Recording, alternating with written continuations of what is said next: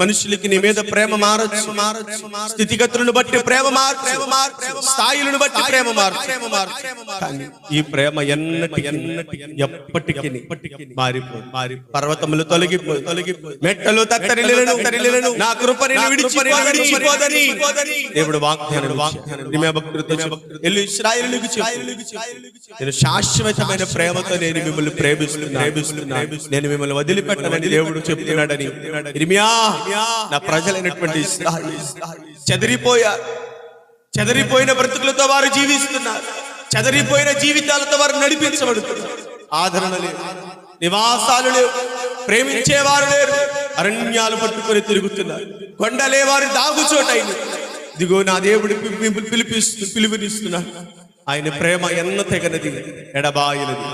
ఈ ప్రేమ మాధుర్యం ఇప్పటి వరకు మనల్ని నడిపించింది.